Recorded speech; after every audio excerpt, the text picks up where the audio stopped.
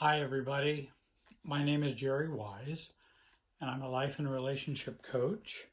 And I've been helping people for over 40 years using the deep well of Bowen family systems theory to help them to self-differentiate beyond their recovery as a kind of advanced stage of recovery, and help people to become themselves in their own family systems and their relationship systems, at work, in organizations.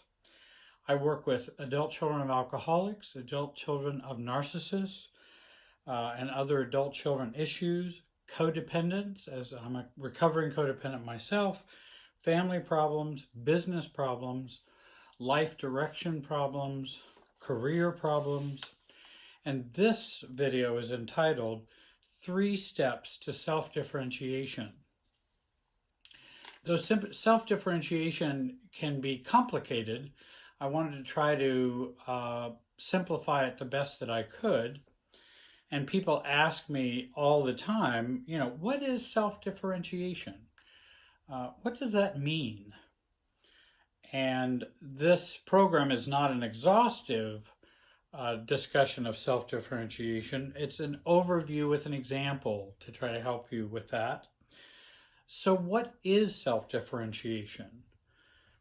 Differentiation is the active, ongoing process of defining self, revealing self, clarifying boundaries, and managing the anxiety that comes from risking either greater intimacy or potential separation in a relationship.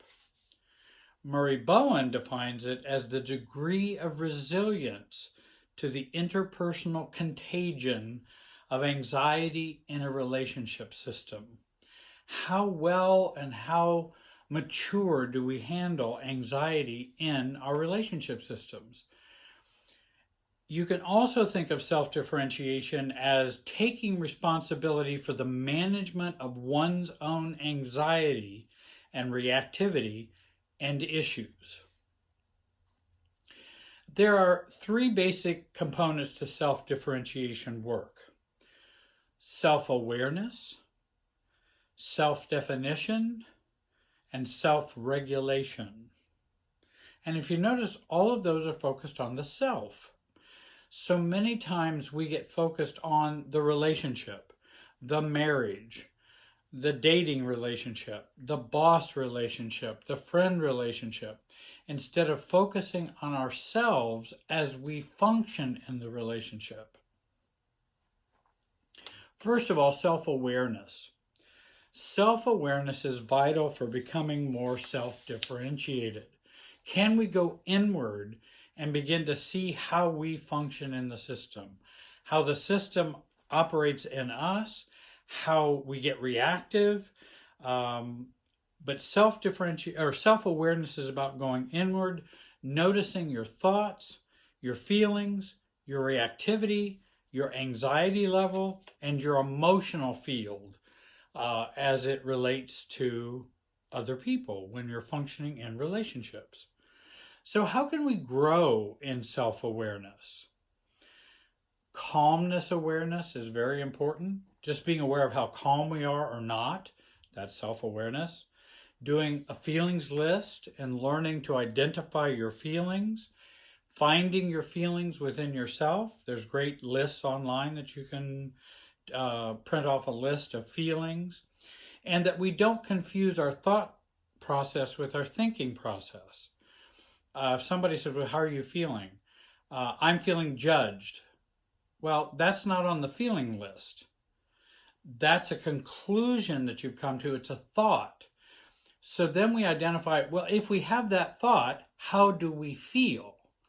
And that's from the neck on down. And so we can begin to identify our feelings, not just our thoughts. We can do journaling. That's another good way. Letter writing to different people, to different parts of ourselves. And you might ask, if I could be heard and understood and I could write anything, what would I write? if I had no fear of what would happen with anyone else's reactions. And that's a way to get at feelings as well. Then I also talk about pre-interaction awareness work.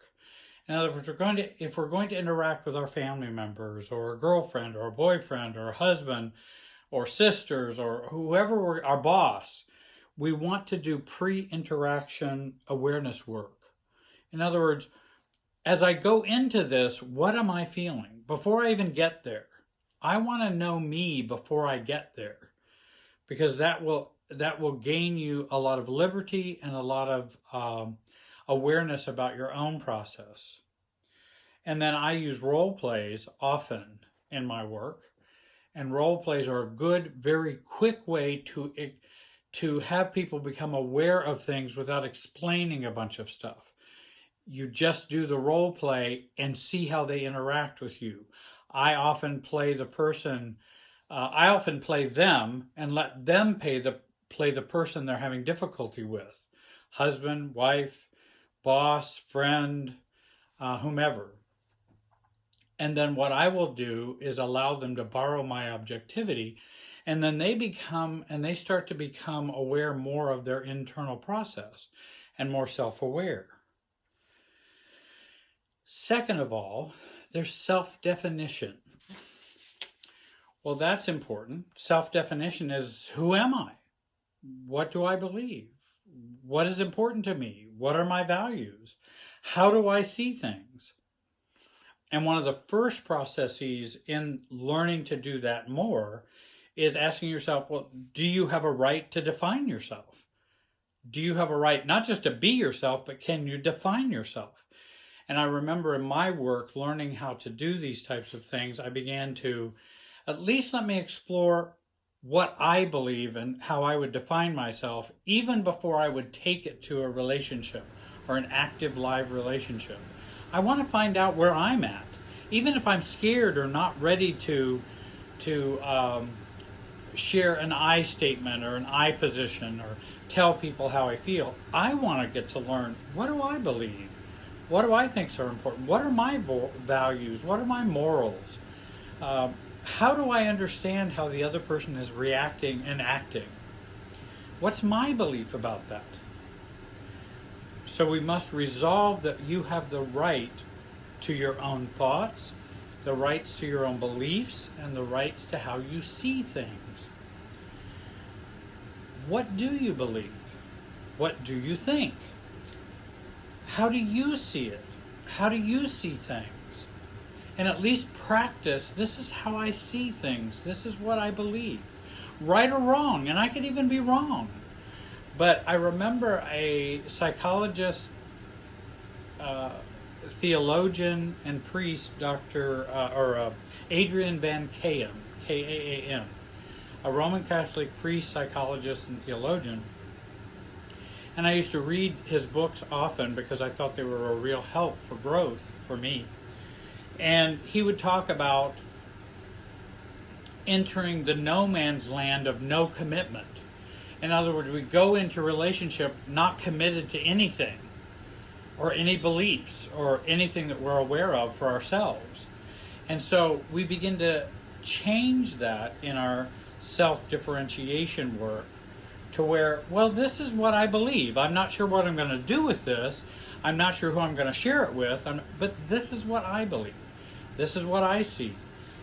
This is what I think about the situation and the relationship.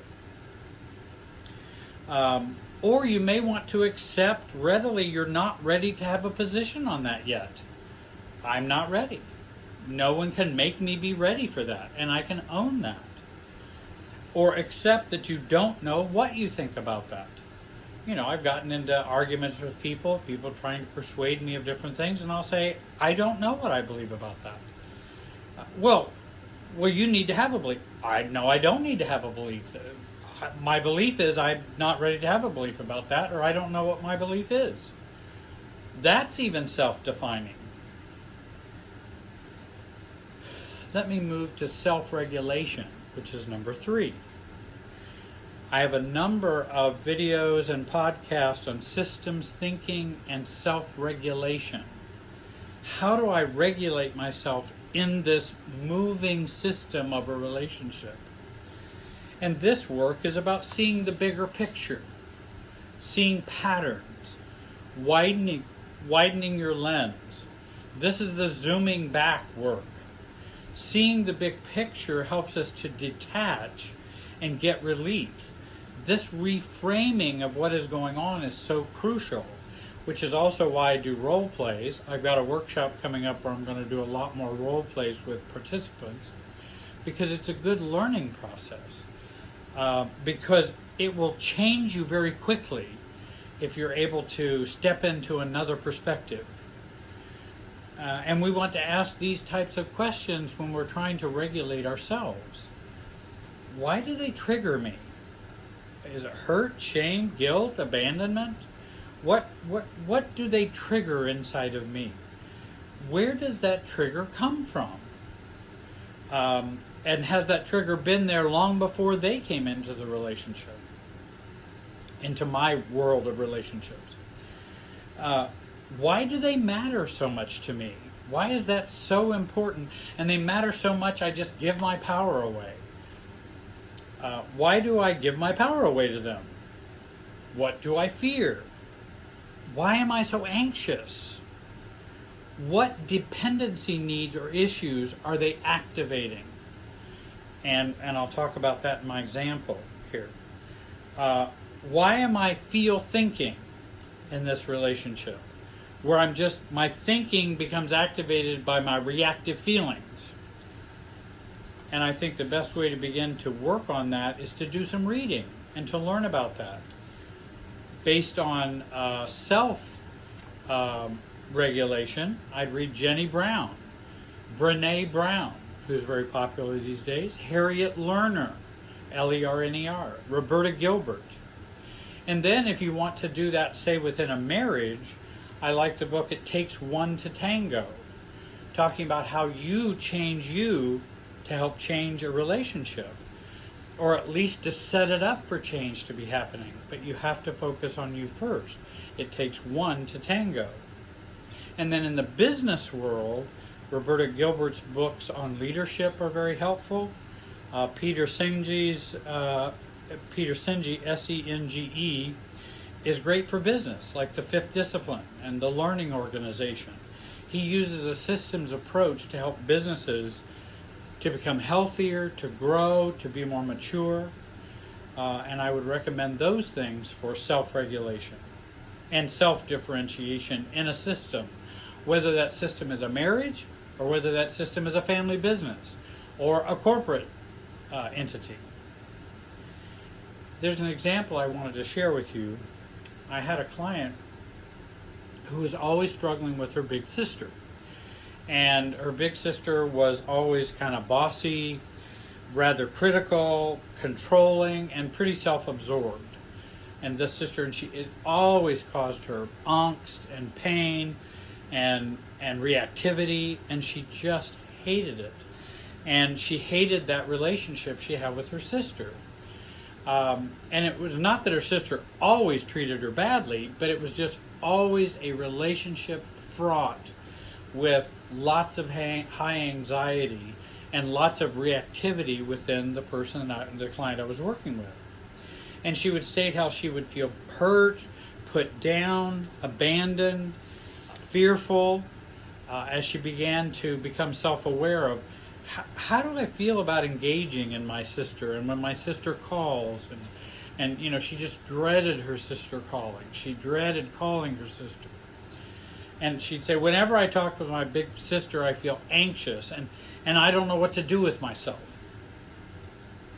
So she was very non-self-differentiated, undifferentiated, and she was very caught up in the emotional system. And it would just control her. The system feelings and what was going on would just control everything inside of her, all of her thought process. That's the feel-think process. And so she practiced these 3 steps with me.